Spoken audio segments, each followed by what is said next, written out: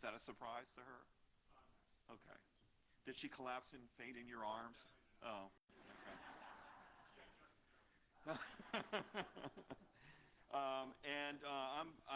And also recently you appeared on national television again with the History Channel's Prison Chronicles Andersonville, where you discussed that prison pen once again.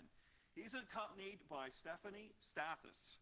And Stephanie and Mike are not only partners in research and presentations, they are partners in life. They're engaged. Okay? Stephanie is a licensed professional counselor and national certified counselor based in Pennsylvania.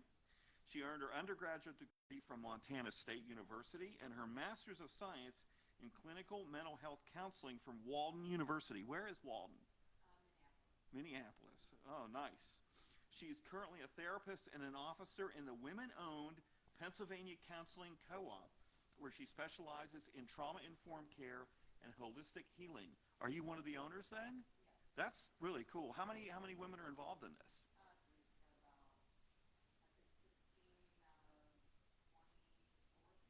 Okay. And you're sort of based in that central Pennsylvania area? Okay. Nice. Okay. Got the whole state covered. Okay. Excellent. And you probably have to deal a lot with Mike's traumas and everything when he comes home from teaching. For 13 years, she's provided therapeutic care to diverse populations with techniques like smart therapy, polyvagal theory, I'm saying things I don't know how to pronounce, neurofeedback, biofeedback, and mindfulness. Her main specialty, though, is eye movement desensitization and reprocessing. And I think we're going to see a little of that today. I'm not sure what this machine does, but I think it's pretty interesting. Yeah. And she's had her work published as well in Psychology Today, the Journal of the American Massage Therapy Association, the Journal of Childbirth Education, and Allentown's Morning Call, and also has appeared on television with WGAL and Good Morning America. That's pretty impressive stuff. So today, what Mike and Stephanie are going to do, they're going to base their talk in the trauma suffered by prisoners held at Andersonville Prison, which existed for only 15 months, not much longer than a year, but nearly 13,000 men will die there in that short amount of time. And if you've heard anything about that prison, you know it was traumatic on many levels. There's death, there's lack of nutrition, there's lawlessness in the prison, there's all sorts of terrible things. And Mike will talk about that, and then Stephanie is going to tell us how we can learn from experiences like that in the Civil War, and that those experiences still radiate into our current lives. I hope I got that pretty close. Okay. All right, so I'm going to turn it over to you two to tell us this fascinating story.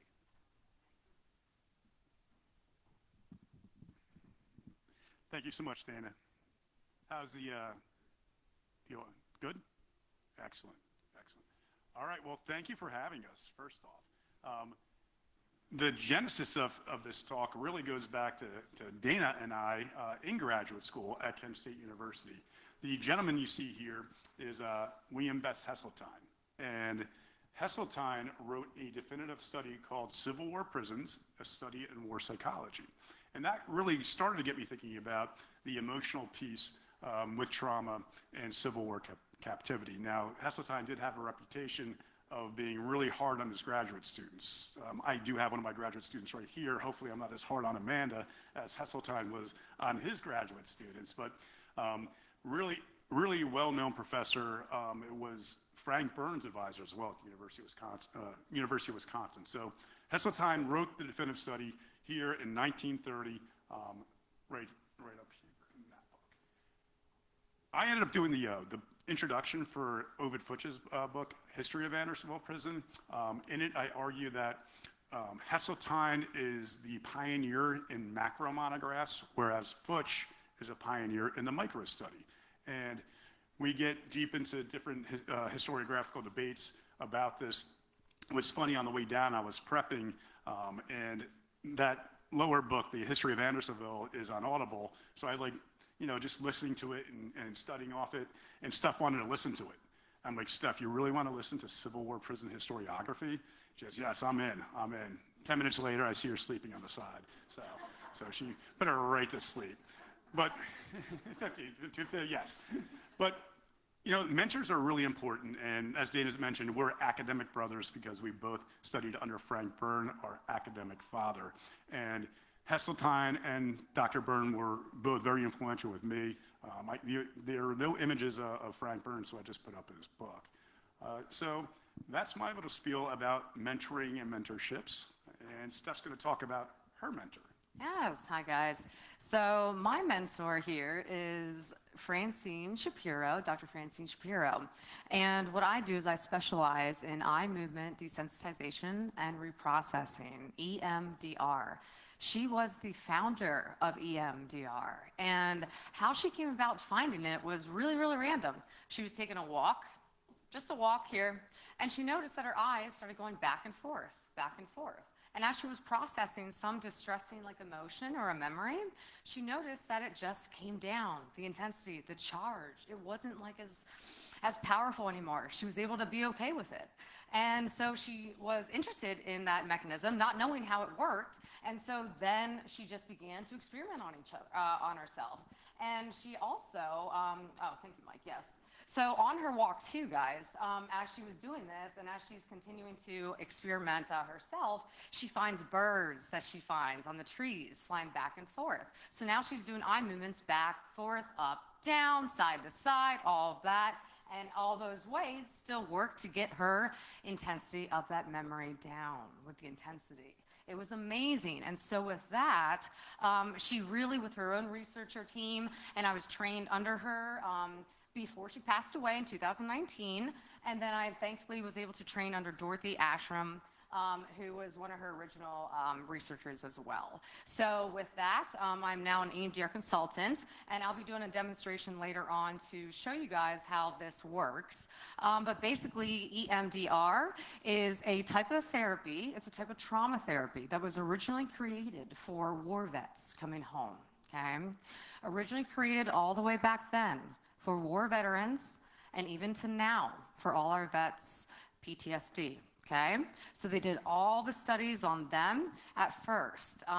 With these experiments and random controlled trials, I should say, they were able to find that the eye movements actually would help about in 80% of the cases to relieve them of any other trauma by 80% compared to an antidepressant or psychotherapy.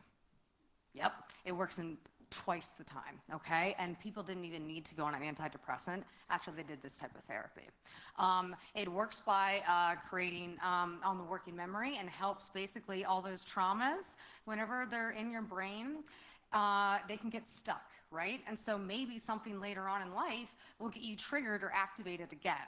And it doesn't have to be the same thing. So what EMDR does, it helps to unstick those memories and those thoughts, and then we target that, bring the intensity down so that that person can go around without the triggers. So say a vet that used to be, was around, say, gunshots, right? Lots of guns, okay? They hear fireworks. They're triggered. They're jumpy, okay? They're hypervigilant. They don't want to be around anybody. They shut down. They do MDR treatment, fireworks. They're okay. They can go to the 4th of July again. There you go. All right, that's my little spiel there. There you go, Mike. Thanks, Steph. I also, because of the mentor slide we have up here, I put my email if you guys want these PowerPoint slides. Okay, so just email me at the university and we can get you hold of these because Steph has some deep dives in some of the EMDR and polyvagal theory stuff that's way over my head. She's much brighter than I am on that note. So the genesis, the beginning of this talk was created because I teach a graduate class. In fact, Amanda was in this class at one point called Interpreting Civil War Sites, where it's a 3-week class where we go to Harpers Ferry, Antietam, stop here actually, in the morning on Sundays, and then we hit Antietam. But at the Gettysburg tour we did a few years back, Steph noticed the 11 PA and how it had an animal mascot in Sally. Are you guys familiar with the story of Sally? Some of you are? Okay, so that's how it all really got started with us blending our careers a little bit in our areas of expertise, just talking, is Sally a therapy dog? Is she a service dog? What exactly is Sally? Okay, and it went really well, and there's a lot of participation from the audience. Not to put pressure on you, but we want to make this very spontaneous between all of us, so we do have questions for you folks to add into the commentary and help us out with this. The other reason why this got started was us watching, Steph and I watching Hell on Wheels. Are you familiar with this, Hell on Wheels? If not, check it out. It's a really interesting show, and I was intrigued by the Swede. The Swede. Look how happy the Swede looks right there. Happy-go-lucky, quartermaster, so to speak, musician, played the harmonica. So the Swede's happy. Unfortunately, he's captured at a battle, and he's sent to Andersonville, okay? And in season 5, an episode called Two Soldiers, it goes through the trauma that he went through at Andersonville prison. And ultimately, the Swede looks like that. So he does some really bad things. So if you want to check that out, you can. But he went through traumatic experiences from, as Dana mentioned before, at a prison camp that basically held 45,000. Of the 45,000, 13,000 succumb or perish. Had a death rate of roughly 28%. Back to Steph. We're just going to pass this back and forth. Okay, so trauma defined, guys. Trauma is basically anything, all right, or it's any life-threatening or a very heavy stressor, all right, that an individual experiences or witnesses themselves, all right, resulting in non-functioning in areas of emotional, social well-being, spiritual well-being, physical well-being. They get impacted by that and they cannot function as well as they can. And so there's negative impacts on the mind and the body with that. This is a definition by the Substance Abuse and Mental Health Services Administration, or SAMHSA. And another big hint, guys, another big point that I want to take away, or I want you guys to take away. Trauma is very, very complex, unique, and on a big spectrum, okay? Big spectrum. So, first question, guys. What are some types of stressors or traumas, okay, that you know of, or maybe you yourself have been through, or maybe experienced in someone else? What were they? Accidents, good. Death, yes. War, yes, there we go. Abusive parents, yes. Accidentally setting your stove on fire while studying for your grad school course. Yes! Say that one again. I was preheating my oven to make a snack while studying for my comps, and I forgot that my mom stored cereal in the oven. Set the oven on fire. Screamed your name while I put it out. That's awesome. Yes, that is, definitely. I can't store dry goods in the oven. Look at that. Trauma. Say, you do. That's the package. There you go. All right. What else, guys? Anything that can come to mind? Yeah. Yes. Mm-hmm. Yeah. What about loss of like a pet? Yeah. Just losing a pet. Loved one, all right, anything like that, okay? So all of those things, guys, historical trauma, racial trauma, physical abuse, community violence, all of these things are on the spectrum of trauma, okay? Death, grief, loss. Look, public speaking anxiety. That can be traumatic, can it? There, combat war trauma, right? Incarcerations. And vicarious trauma. Do any of you guys know what vicarious trauma means? Good. Yes. Yeah. What was that? Yeah. Mm-hmm. Is it the same thing as being highly empathetic, or is that something kind of different? You can, if you're highly empathetic, you probably will be vicariously traumatized. Okay. You're keeping it all in. So basically, vicarious trauma is whenever it's an indirect exposure, okay, or you're hearing something, right? You're witnessing something, and you're having similar traumatic reactions then because of that. All right, so it's not that you're directly exposed to it, but because you're hearing stories or seeing things, then you're actually exhibiting the same symptoms as somebody with PTSD. Okay? Makes sense, guys? Yes, okay. Mm-hmm. Thank you. All right, now we're getting into my world a little bit.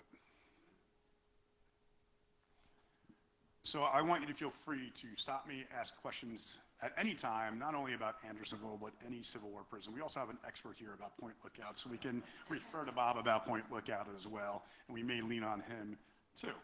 But as I mentioned before, Andersonville Prison was just huge. It was a huge, these are temporary places. Civil War prisons like Point Lookout, Elmira, or Andersonville are temporary places.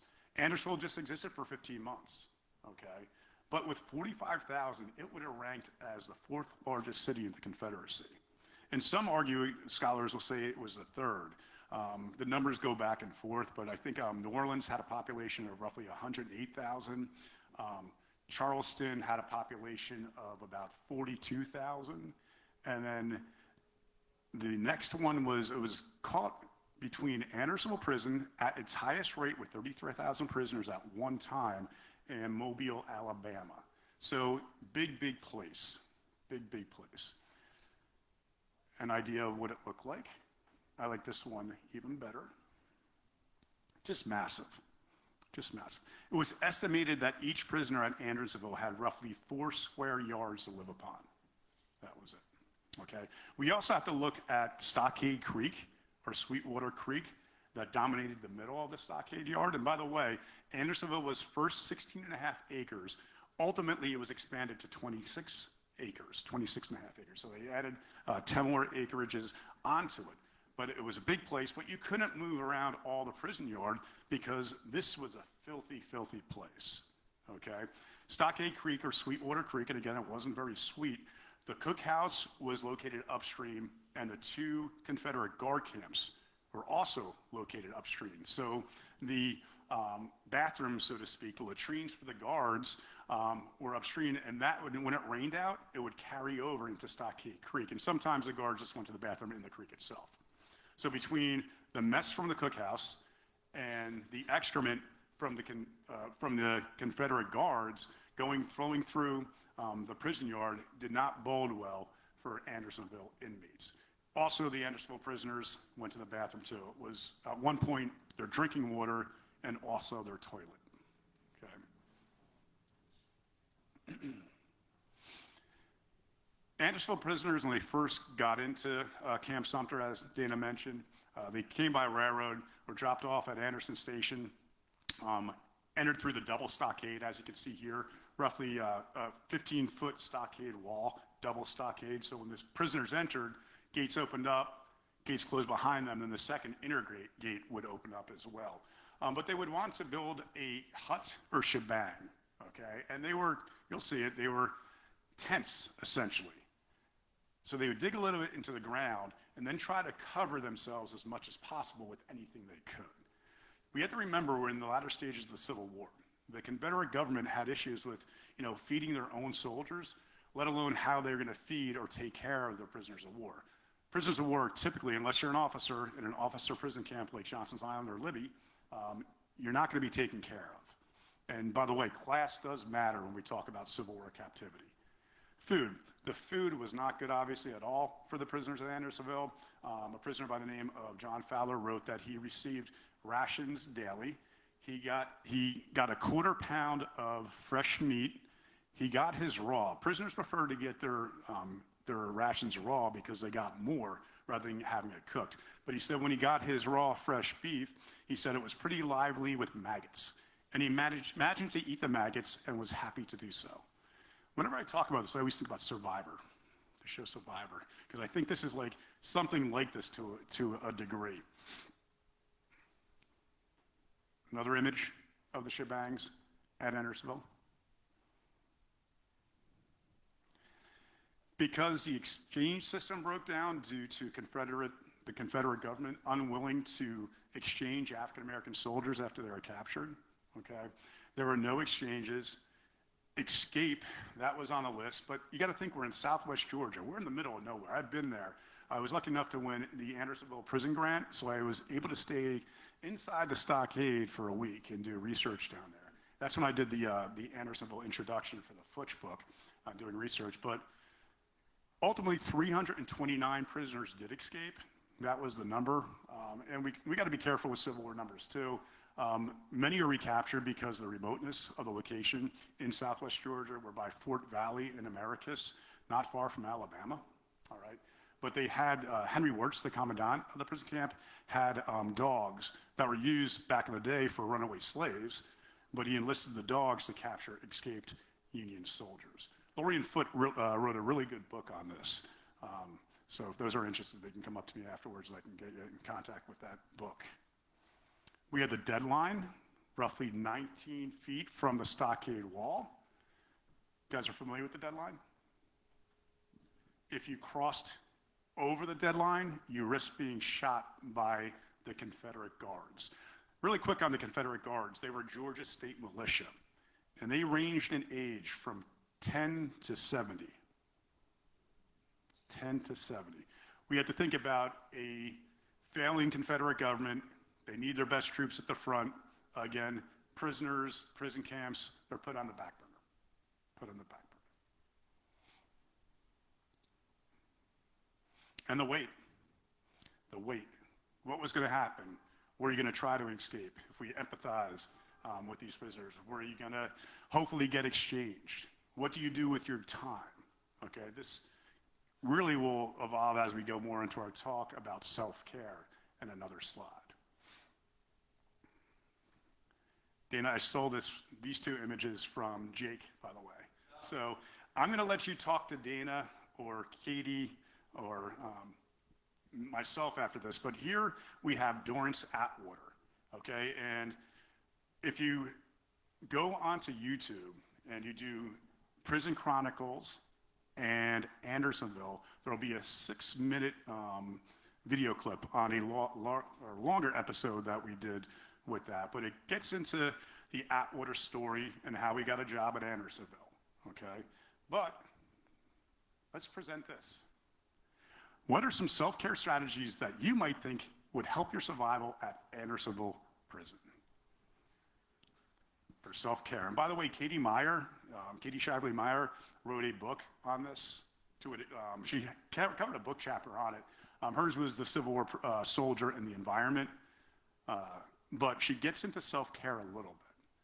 We're going to see how much align.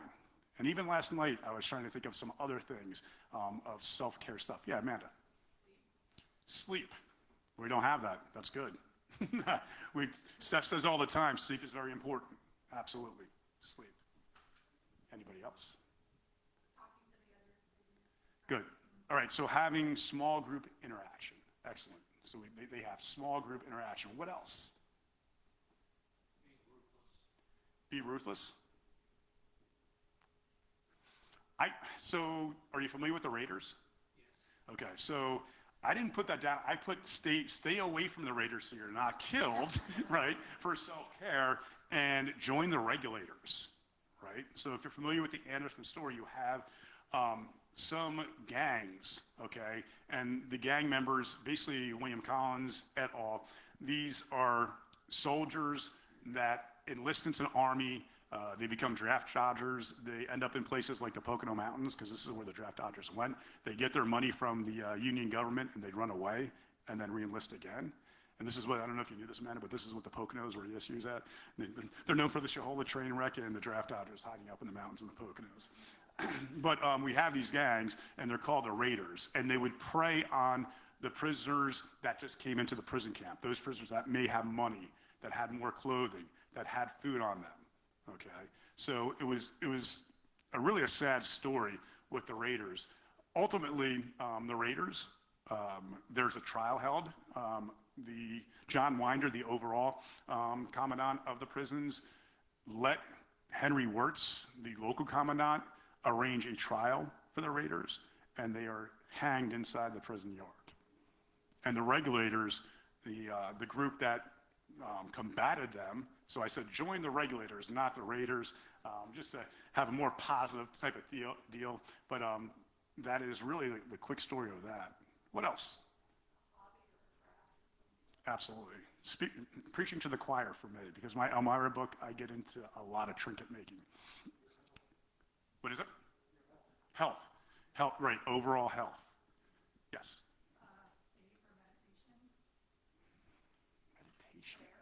I didn't have that. Okay.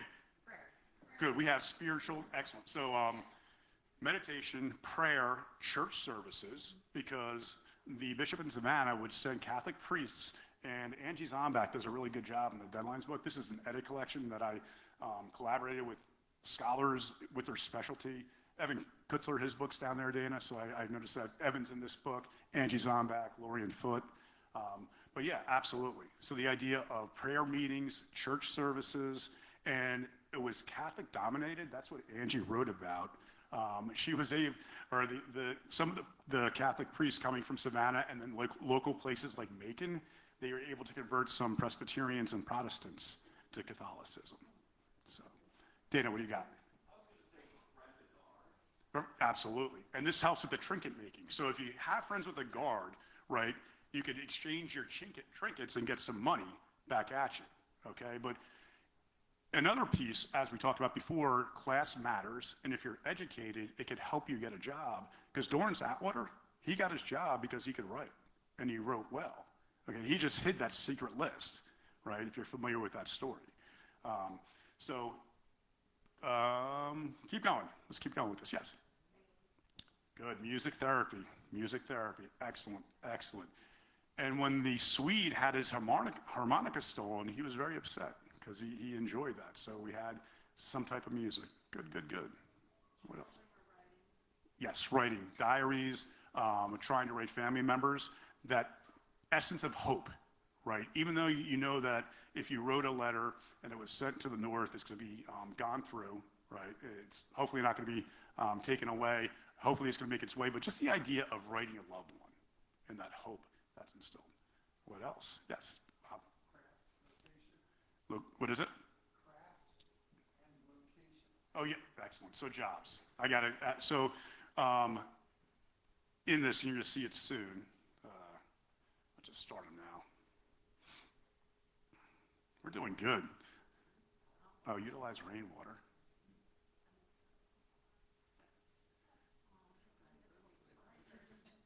So to Bob's point, so here we go. So we have the piece where get a job. That means, and this is why class matters, if you're educated, you can get a job and be a secretary to an officer. That brings you outside of the prison camp. If you go on wood detail, right? So they would have groups of wood detail for the prisoners. They go out as long as you said that you weren't going to escape. It gets you out of the smell of Andersonville prison.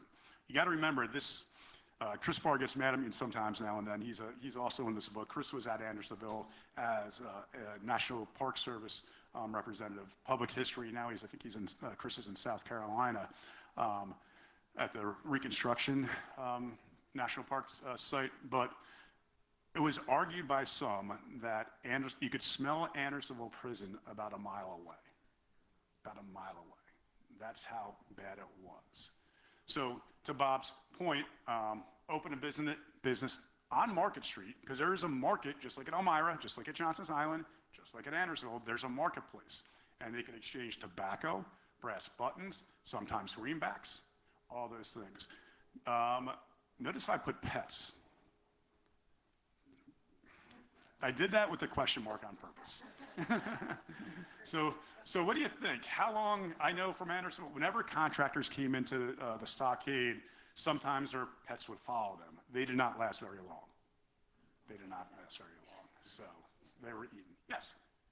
There's one I would add, and that is cultivate your will to survive. How so? I will survive. That's it. Period. In the concentration camps and all that, you know. Yep. That was crucial. Yep. So mind and body, spirit over everything else. Even though you're facing a situation like you'd be facing at Andersonville, the worst of the worst. I mean, I won't quit on myself. you won't quit on yourself. And keeping that hope alive. That's why I mentioned even diary writing or letter writing, that idea that you're communicating, even if it doesn't go through, that letter is taken as contraband, but just the thought that maybe we'll get by. Do you think there was a priority of physical, strength building? Excellent. That's a part of it. So I have that. Now, I wanted to add to it. There's my trinket making. Service. So playing games. I was thinking about this. So exercise, because there's contemporary sources that say we just wanted to walk around the prison yard to be healthy, okay? There's the idea of escape. That's exercise. Tunneling's exercise. And so you get a couple things out of tunneling, right? You get exercise and you get hope.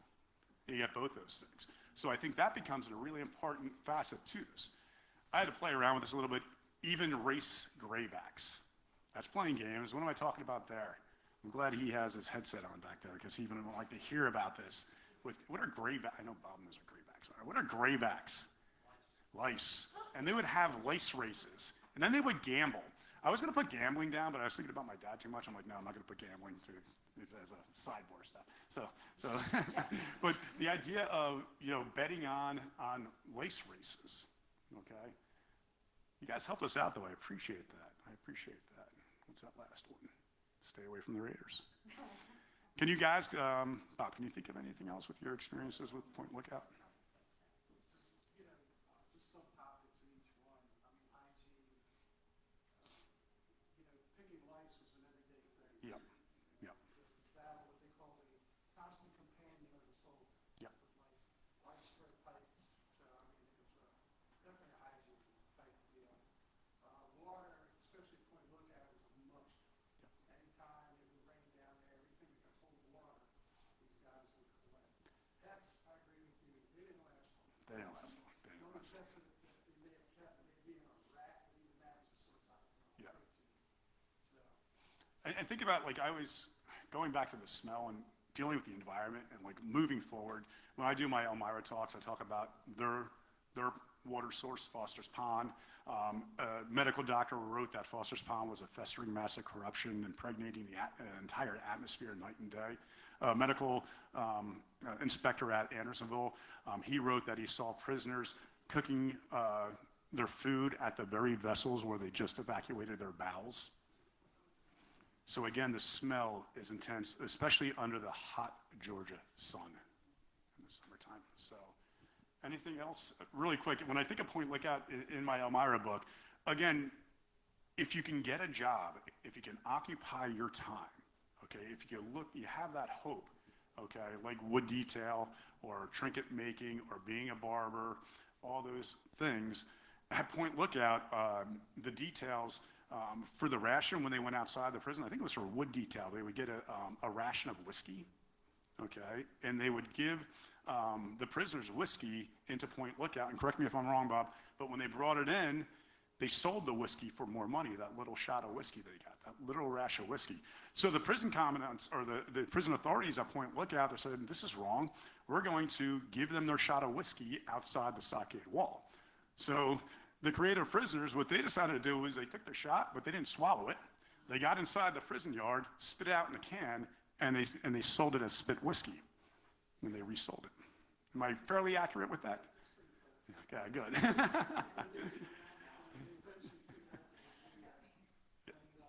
two of them, one would issue and one would. They actually, when they got more smart to that maneuver, what they did actually started having 2 or 3 soldiers, Union soldiers, one to issue and 2 to walk behind to hold the recipient's nose to make sure that he did swallow it. Of course, you're talking germs and sanitation problem, them bringing the whiskey back into the prison. They did arrest it at one time, but never totally, so. Thank you for that. It's always good having an expert in the room. All right, I'm going to close up a little bit on this side and give it over to Steph, but when it's all said and done, my advisor, Dana's advisor, Frank Byrne, he was actually on the History Channel back in the day, what was that called? Civil War Journal. He was on Civil War Journal way back when. Dr. Byrne would say Andersonville wasn't a prison camp, it was just a giant hospital. That's what it was. Listen, even when I made Steph listen to, going back, 5,000 sick inside the stockyard, 1,000 to 2,000 sick in the prison hospital outside the stockyard, scurvy, dysentery, smallpox. It's a mass hospital, okay? These are all living individuals from Andersonville. As I mentioned earlier, and as Dana also mentioned, 45,000 to 13,000 die. Gotta get moving on. a local young lady by the name of Eliza Frances Andrews. She realizes what's going on. Her home is in the backyard of Andersonville. She was so moved, little picture of her, that she wrote in her journal, the wartime journal of a Georgia girl. Listen to these words. And what brought her to move these words was seeing the wooden markers. Ultimately, when you go to Andersonville, they're headstones, but it reminded her of the flanks of soldiers, the battle lines of soldiers. And she wrote in her journal, "It is dreadful. It is dreadful. My heart aches for the poor wretches, Yankees though they are, and I'm afraid God will suffer some terrible retribution to fall upon us." And fall upon us meaning Southerners. Those are the Confederacy, to fall upon us for letting such things happen. If the Yankees should ever come to Southwest Georgia and find the graves here, God have mercy on the land. And when the Yankees did come to Southwest Georgia, and they did find the graves there, someone was going to pay. Who was that? Who was going to pay, though? Henry Wirtz, the commandant. All right, I went too long, Steph. You're on. Okay, guys. So I'm going to get into the effects of trauma then, all right? And this also goes into polyvagal theory, or the vagus nerve. Our vagus nerve, guys, it runs from our brainstem all the way down to our tailbone. Does anybody know what the vagus nerve does or what it's supposed to be doing for our bodies? Nobody? Oh, you're good. You got it. You got it. You got it. Well, it helps regulate our body, and it also, if you tie into your vagus nerve, it can keep you calm. It can, yeah, does all of that. Yes, perfect. She got it. I know, yes, yes. I know, it's beautiful. Okay. So yes, the vagus nerve, okay, it really helps to regulate, all right? So whenever we're out of regulation, then we cannot connect to people. Our social engagement's off. We're not grounded anymore. We're not as open. We're more shut down. So this is a chart here, guys, all right? And some of you guys might know this as a fight, flight, or freeze response as well, okay? Or trauma response or survivor response. So in the green, this is where we like to be. We want to be in social engagement, okay? We want to be grounded, settled, calm. This is our ventral vagal, our safety, okay? We're safe, all right? Now, if we get ramped up, okay, and we're in fight or flight, well then, hey, we're going to get angry, irritable, rage, panic, fear, anxiety, okay? Danger zone, hyperarousal. Now, if it keeps going, boom, we cap it off and we'll eventually hit the freeze button. We are going to shut down. We are going to numb ourselves. We are going to dissociate. We are going to feel hopeless, trapped, helpless, depressed, okay? So here's the wave, all right? Now, whenever we get up here, if we can successfully tap into more of our vagus nerve or any of those other skills or types of therapies, then we can bring ourselves from freeze or fight or flight all the way back down, deactivating, back to social engagement, back to where our happy place is, where we like to be, and where our oxytocin, where all of our good neurotransmitters, our brain, our body, we love this space, okay? So there are a lot of other techniques too to be able to get ourselves into that social engagement green area, all right? Next one, Mike, please. Yes, so guys, whenever we are out of whack, whenever we're out of balance, brain, body, mind, spirit, okay, what happens to us with our health? Goes down. Health goes down. In what way? You start feeling ill, stressed, anxious. Good, yes. Yeah, Health problems manifest, okay? You can get more ill. All right. You can get sick. You can start having GI problems, other issues, heart issues, stress, memory problems, all sorts of things start to happen, and your brain actually starts to shrink. Okay? We don't want that, so we got to, again, go and help ourselves, okay? A big thing then, too, is also a misperceived sense of safety. When we're so dysregulated, guys, we don't know that we're safe. The lion, the bear, the prison guard, they're always in the room. They're always around you, okay? We cannot tell at all. So that's why it's so important to get our body and our brains and our spirits back into regulation, okay? It's all for our health, and these are all to counteract the effects of trauma, okay? Next slide, next one. Oh, here we go. Yep, you're up now, sorry. All right, so we wanted to, in the summary, the description of our talk, interactive, and you guys are doing a great job, but also to kind of show the evolution over time. And I learned a little bit in doing research with this. So I knew this from my Elmira stuff and my POW stuff in general, but back in the day, the diagnoses for those that are dealing with trauma, what we now term PTSD, they called it soldier's heart. I like even more nostalgia. I just asked my students, I'm teaching U.S. military history class, some of them may be on the stream with this, but nostalgia, interesting terminology. Also called irritable heart, okay? We just didn't have the term. How do they deal with that? They didn't go to stuff for EMDR. How do they deal with this?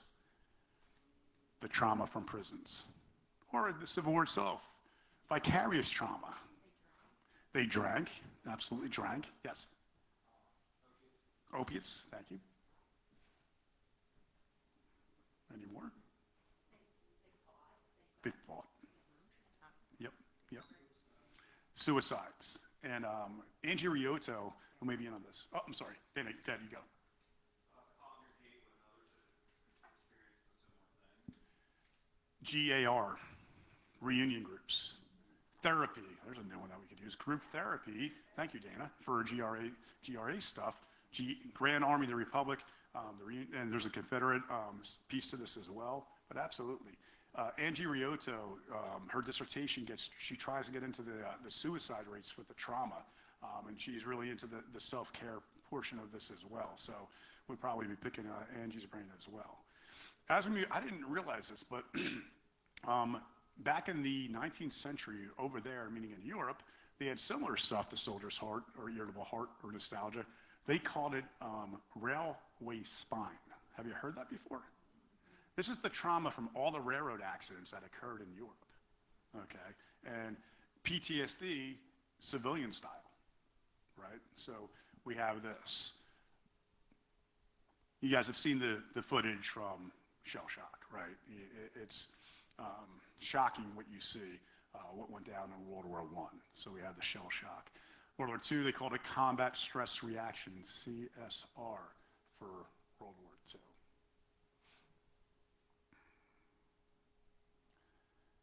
And this is where stuff comes in a little bit, but we have finally the Vietnam vets come back home, okay? It doesn't take until 1980 until the DSM-3, this is going over my head a little bit, and PTSD evolves to DSM-5. It's okay, it's a lot here. So guys, so yes, the Vietnam vets come home, all right, and the Diagnostic Statistical Manual of Mental Health Disorders, that's what DSM stands for, 3rd edition, that was in 1980, and that was the first time PTSD was actually recognized as an official diagnosis. So in 1980, all right? And then it evolves to the DSM-5, which is what I use now today, all right? So this is what is out now. This is what I use to diagnose people and then formulate treatment plans and then help to heal them. With this, also in 1980s, the late 1980s, that was also when, if you guys remember, I was talking about Francine Shapiro earlier. That was when she discovered the birds and walking and the EMDR. So it was really, really, honestly, a really good thing that PTSD was termed in 1980 and then EMDR was developed in about 1987, 88. When I was doing the PowerPoint putting together, I was looking for like birds flying back and forth. And I do have diary accounts from prisoners from Andersonville writing about the birds going back and forth. The only thing is they took rocks and threw them at the birds, killed them, and ate them as they came down. So that kind of ruined my idea. There we go. Off the phone. Yeah. Yes, yes, correct. Language really all means the same thing, PTSD. Yeah, yes. And I never heard the word. Yeah. Well, yeah, because that railway spine was whenever they were first starting to get the symptoms, and they were first understanding it. Same as the Civil War. They were first starting to. Yeah, okay. All right, guys. So going into emotional regulation, all right? So these are some active strategies that you can do leaving this room, today, all that stuff that are going to help you get into that vagus nerve, that ventral vagus safety zone, okay? So we can do these by a multitude of things, such as some breathing activities. There are a couple up here. Mike, can you click the one? So we have the diaphragm breathing, where you go in through your belly, inhale, deep breath in, exhale, you're sucking your stomach in, okay? We have 4, 7, 8 breathing, where you inhale for a count of 4, hold for 7, breathe out, long exhale for 8. Do you know, guys, why the longer exhale? It's that. Yes. You're good with this. Did you study this? See, I know. Are you a therapist too? No, you're good. All right. Yes, yes. The longer exhale allows for more stimulation of that vagus nerve so the body can calm down even faster. Okay? If you want to add a sigh or a like that out of it, that'll even vibration, that'll do it even better. Okay? And then we have a couple others. So there's some, there's the, the somatic, the somatic techniques, okay? So progressive muscle relaxation. How many guys have heard of that? Okay, a few. All right. All right. Yeah, tense the muscles, right? Groups going all the way down, releasing. It's kind of like wringing out like a wet towel, You're wringing out all that stress, that tension. All right, is how I like to say it. And then general stretching, shake it out, taking a walk, just getting moving, something like that. The next one, yes, polyvagal techniques, chewing gum. Did any guys know that? Just chewing gum. Yeah, that's it. Yep, chewing gum or just something or just chewing in general. It activates because it's stimulating right in the back of the head there, okay? Drink and gargle with cold water or splash cold water on your face. Again, gargling, anything in the throat that stimulates and vibrates the back right here is going right into that vagus nerve, okay? Next one, Mike. And then, laughter. Definitely. Laughter, of course, all right? Anytime you guys can laugh, please laugh, all right? Pray, talk, have fun. And then this is the bilateral tapping and the EMDR light bar. You're doing it. Okay. Yeah.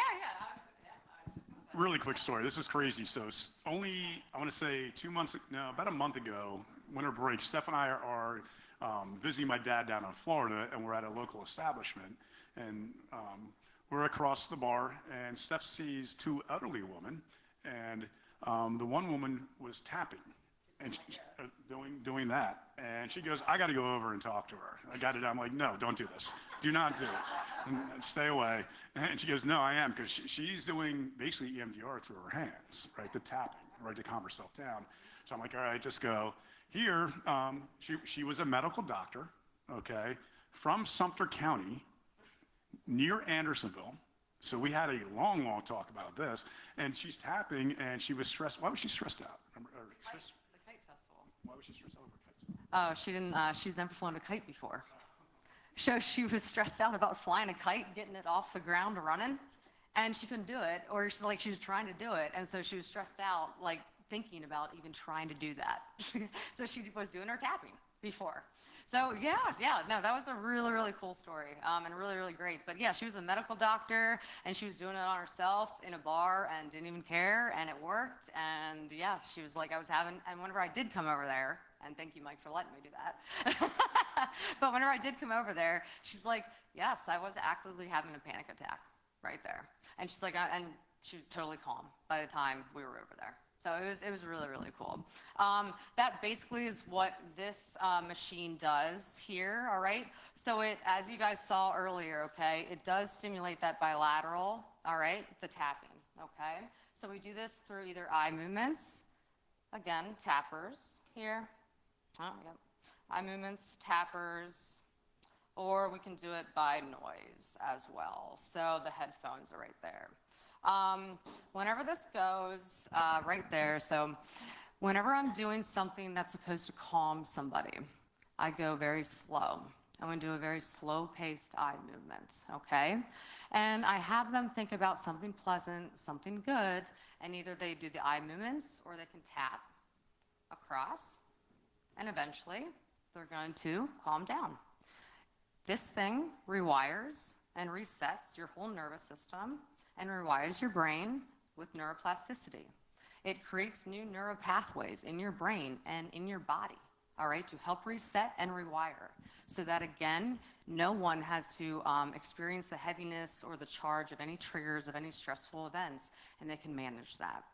Now, whenever I go and start to target any traumatic memories, so say if I'm working with the Swede, right? So yeah, what's a traumatic memory, Swede?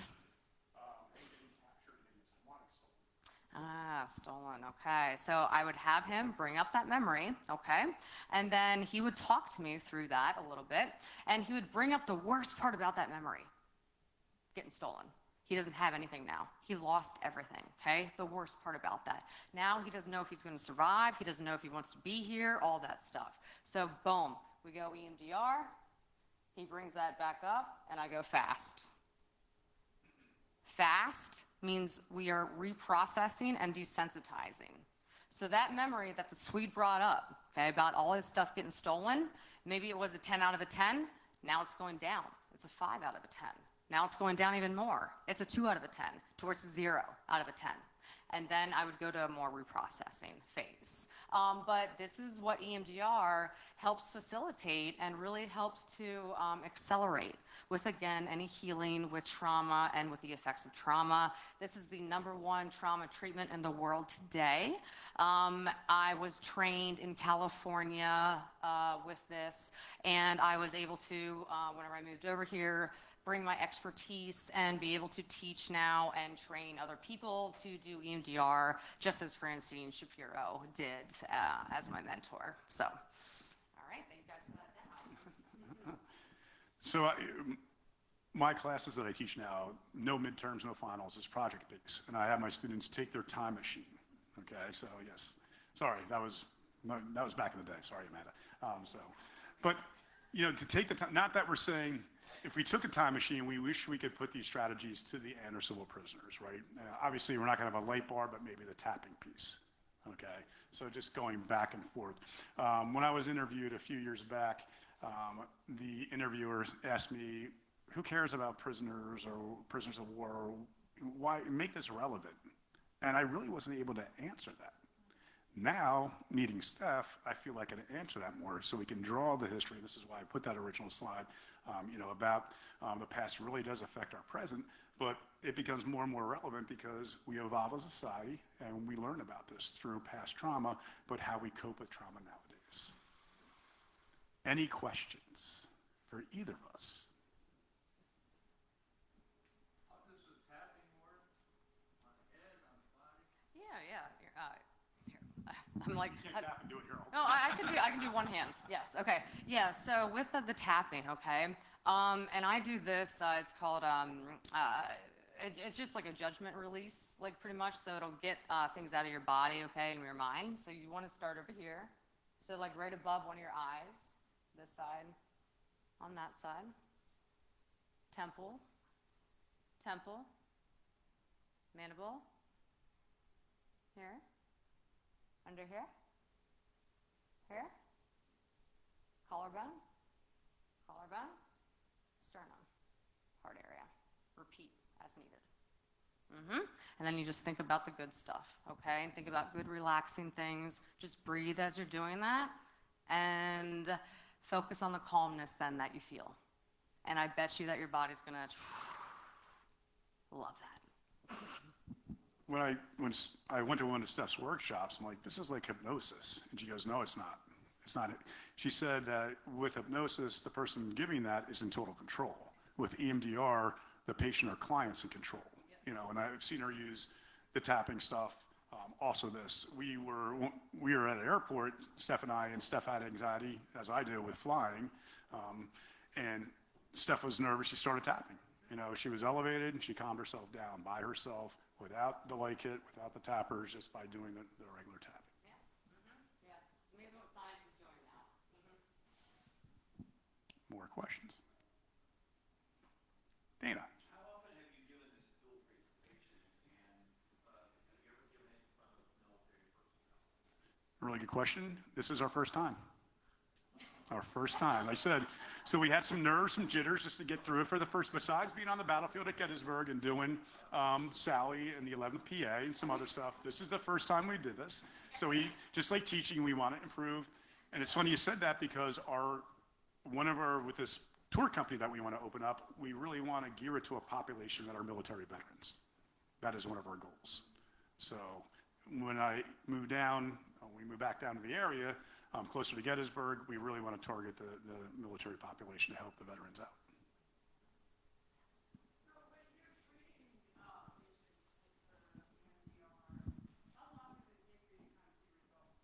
out. You see results immediately. Mm-hmm. Yeah, like session 1. Mm-hmm. Yeah, immediately. Yeah, you'll feel it. And that's why I love it, because I'm one of those therapists where, as I've evolved, like within my own career, now I'm like, give me the stuff that works really fast for people. You know, I want to help people like as fast as I can, but also with real processing work, not just skipping through it. Okay, so yeah, this cuts psychotherapy down like in half the time. You see results and you feel results immediately. That's the biggest thing, and that's my biggest kicker with it. You have to keep at it to practice, right? Oh, well, yeah, you're going to have to practice, but like whenever I install, you know, or whenever I do some of the techniques and everything, you guys will be able to, if you learn from me or if you came to me, you guys will be able to do those techniques on yourself and feel those immediate results. Mm-hmm. Compared to regular talk therapy Yeah. or nature. Well, yeah, because talk therapy goes more in the logic brain, right? So left brain, you're analytical, you're just talking. EMDR focuses really on the emotional part of the brain, so our right brain. And whenever, again, stuff's stuck, we can't communicate. Our hemispheres aren't communicating. EMDR helps to get the unstuck processes over to the logic side and the logic side over to the feeling side. That's why, guys, if sometimes you're like, hey, I know this to be true, but I don't feel it to be true right now, okay? Do you guys resonate with that? All right. EMDR helps that crossover. It turns into, I know this to be true, and now I feel it to be true. Does that make sense? Yes. Oh, here, you first, sorry, and then I'll go to you, hon. It's been suggested that trauma can be transferred from generation to generation. So if it's multi-generational, how do you dig into something that maybe goes back 2 generations prior? That would be a very complex case. So I would be going, and with that person, okay, I would then see and take them back in a certain technique to get all that history that they know of. And if that historical trauma has impacted them today, then I would target that. So say something historically based, you know, still is triggering them now, then we would go and do that. So I can go all the way in the past generations, if it's still affecting that person, to help them now. Does that make sense? Okay, thank you. I was just going to ask, how many sessions of EMDR are you doing on your typical patient? What am I working on? That's what it depends. Okay, yes, it would be, what am I working on? Where is the person in their own healing and their own coping skills, because all of that as well depends, right? I want the person to be safe, in control, all of that, because it's their trauma, they're the ones dealing with it. So anxieties, depressions, grief, losses, PTSD, that all depends. Complex PTSD, it all depends. It definitely, though, is a lot shorter time. I can say that in general. Okay. Yes.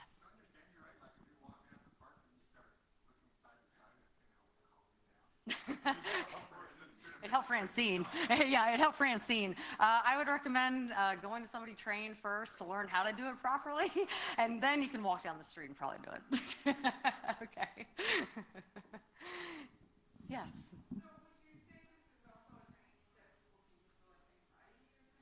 Yeah.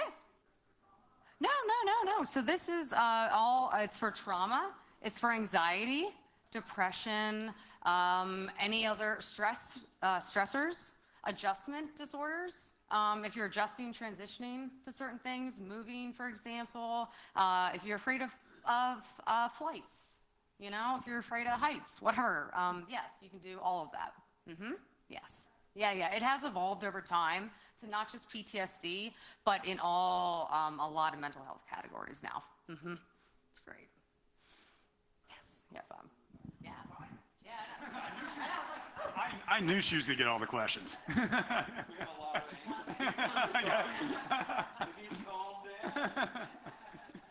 Okay, so on the federal side, I know what happens to those patients who are in Hammond Hospital when the war ends. What happens to the federal patients at Andersonville once, I know it opens and closes a couple times, but what ultimately happens to those federal patients? So the exit plan, as Sherman and Stoneman are making their way down, okay, prisoners at Andersonville, even patients, if they can make it, are shipped to Lawton and Milton and Charleston, okay? It depended on their care. From my read, it really depended on how bad a shape they were, but the hospital did remain open later. And you heard about the Sultana too, right? So we have that piece to it as well. But they tried, just like Elmira, and I'm sure I can, or Point Lookout, they waited until they were in a safe condition, a healthier condition, and did it. If not, they would try to be exchanged for it. And there were some special exchanges during this war, so we did have a special exchange piece. So there were, even though the war was over, at some point, those patients would still remain? If they couldn't move. Stuck got 10, I got 1. Any more? Yeah, there's some online, actually. One for you. Oh, sure. How many of the survivors of Andersonville were later declared insane? So we don't have a terminology on insanity.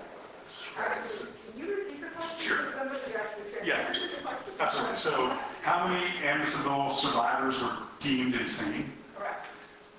Back in the 19th century, you know, the mental illness piece, you were put into an asylum, okay? But you can't really track insanity with soldiers hard for nostalgia, right? So this is what Andrew Riota's going through with her own research, right? It's just hard to get the terminology down with insanity or mental health issues. Also suicide. Say if an Andersonville prisoner 5 years after the fact committed suicide, was it because of Andersonville or was it because of something else? Because they don't diagnose these back in the day like they do nowadays. Anybody else? Okay. I'm sorry. I just wondered, is everyone familiar with the Dorrance Atwater story? Okay. No. I didn't know if anybody wasn't. You could just tell. Well, you can go. So Dorrance Atwater was actually, when I was doing research, I didn't know he's a cavalry guy captured near Hagerstown. Yeah, he's in Connecticut. Connecticut. Yep. And he's, I think he sent to Belle Isle first, just like a lot of the Andersonville people, then ultimately taken to Andersonville. Because he's educated, he becomes a secretary, and he's in charge of keeping a record of those that died at Andersonville. What he did, though, was he kept a separate list. And again, if you go to the Prison Chronicles, History Channel, Andersonville, a couple other people talk about the story as well. But ultimately, he kept this secret list, wards over, brings it back home, and correct me if I'm wrong, Dana, and he brings it to the federal authorities, the government.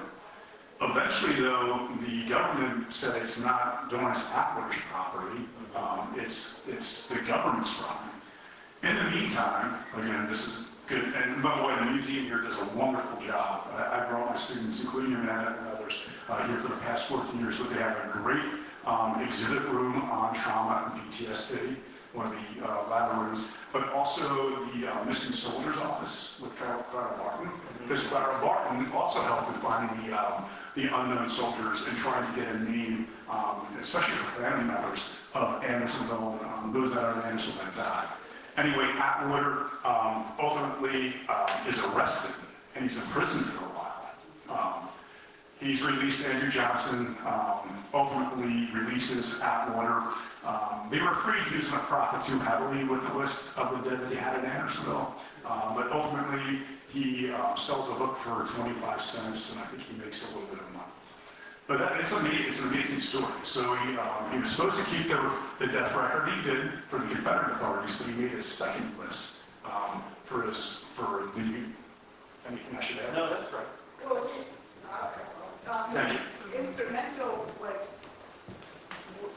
when the federal authorities go to Andersonville to identify the bodies that are buried, he and Claire Barton will together identify 13,000 of the soldiers who are buried in the cemetery. They're very instrumental because of that list and because of Claire Barton's work with it to identify the soldiers that are buried there and the headstones that. And where's the offices in DC? Like you guys, that's one of your satellites, right? Correct. So that's in DC. It's on 7th and F, yes.